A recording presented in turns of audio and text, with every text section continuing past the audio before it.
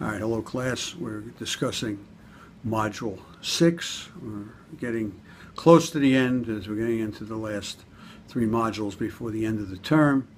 And we're moving quite along. And as I said, I once again want to commend you on the excellent work that you're doing and remind people that are, if you're behind, please try to catch up because there's a lot more work ahead. And I don't want to see you fall behind. All right, we're looking at with the readings, we're going to do Chapter 9, which deals with civil liability. And some of the things that they're going to look at are civil actions related to addressing misconduct. We're looking, we've looked at our case studies of legal action against Herrera, against the officers in the Kansas City, Kansas SCORE unit, and Toby Groves as a civil thing. But civilly, sometimes that you get civil penalties. And they mention in the book that Macy's, which hits close to home for me, because the Macy's flagship is right across the street from my office.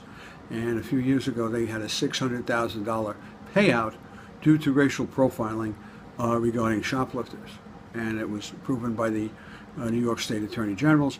And it was a publicly a very bad incident for the brand name of Macy's. And it cost them $600,000. Another thing they discuss is blacklisting, and you see this a lot with companies related to that do business with organized crime or have organized crime ties. Mentioning of private carting, garbage pickup and services, contractors, and such. I think of here in New York, the Fulton Fish Market had to be watched for actually had to be reorganized due to their ties with organized crime and blacklisting. And then last they go with sex offender notification. Megan's Law is kind of discussed of, is it right for the state to let everyone know that released sex offenders are in the neighborhood, and it's gone all the way up to the Supreme Court where it has been ruled that yes, it's proper for public safety. Then they got to go into individual misconduct, which we've looked at with the officers in the case studies, and Groves in his case studies, and corporate misconduct, which we're going to look into further in another part of the readings, and then government misconduct, which we're also going to look at in the other resources for the course.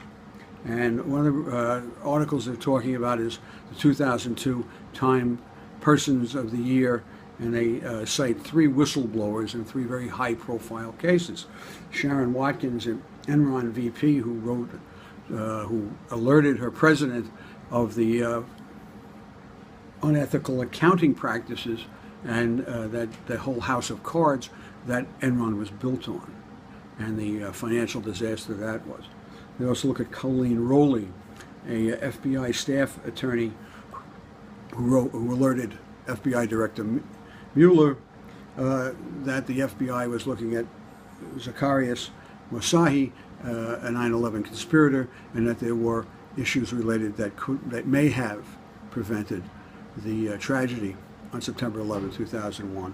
And then finally, Cynthia Cooper, who informed the company that the company WorldCom had covered up $3.8 billion in losses.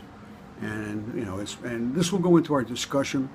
We will look at the whistleblowers, and then we'll also look at how it relates to ethical leadership.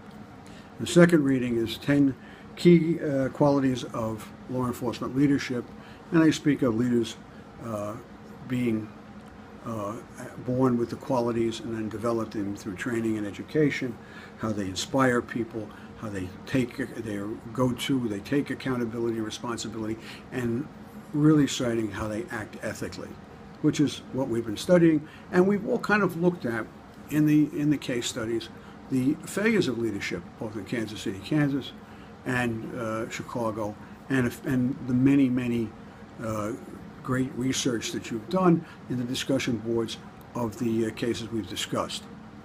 And we will then go on to milestone 3, which deals with leadership. And I look at the rubric on it, and what they're asking is to discuss the role of leadership within the unit, the SCORE unit, and within the department, how the department related to that unit, and where did that system fall fault in, and evaluate what could have been done differently. Put yourself in the upper management of the Kansas City, Kansas Police Department, mid-level management, executive management, and what could have been done differently to ensure the accountability and that these officers were acting ethically within legal guidelines and within constitutional guidelines set by the Supreme Court. So these are our assignments, the discussion board, and milestone 3.